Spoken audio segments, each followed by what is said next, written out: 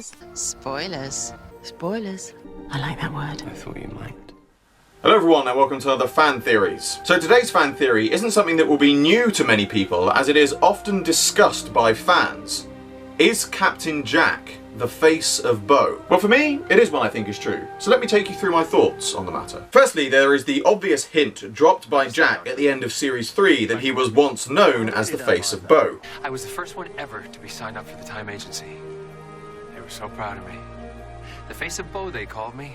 Now, of course, this is very open to interpretation, but personally, I do like to take this at its face value, that later on in life, Jack did go back to using the alias that he started out life with. The next piece of evidence is how the face of Boe knew that the Doctor was not alone. This was because he remembered being Jack and having lived through those events where he learns that the Doctor is not the only Time Lord.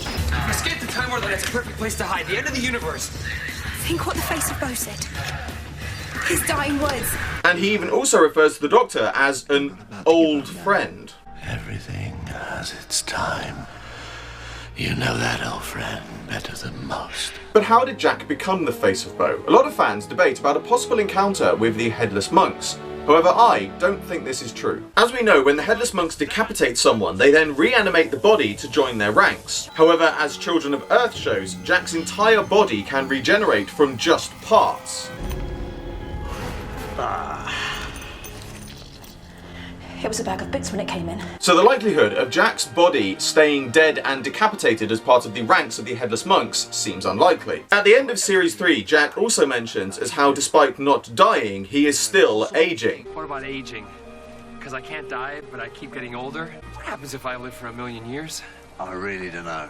And as we already know, he is a 53rd to 33rd century human, and as such is already more evolved than present day humans. As the Ninth Doctor himself once said, "By his time, you lot spread out across half the galaxy. Meaning?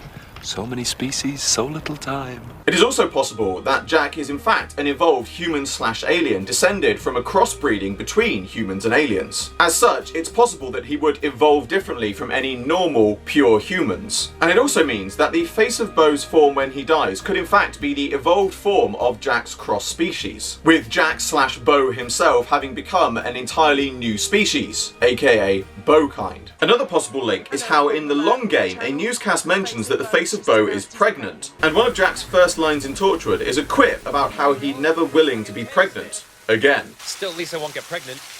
Never doing that again. Now, of course, this is more than likely nothing more than a funny quip by Jack, but I like the idea that this could in fact be a hint to Jack's more evolved biology. And also, Jack being Jack, even when he's just nothing more than a big head in a jar, he still manages to get his end away. Of course, as I said, this is a point very much debated by fans and will no doubt be very much debated in the long run, but this is my thoughts on the matter and I hope you all enjoyed it. But that brings to a close another fan theories. As always, I hope you all enjoyed this video. Like, favorite, subscribe, share, it really helps me out a lot, and be sure to check the description below for a link to my Patreon. I'm doing my very first figure animation and you can get involved. There is exclusive content and rewards for those who do so, and supporting my Patreon in any way gets your name at the end of my videos. I salute you all, and I will see you with another video very soon.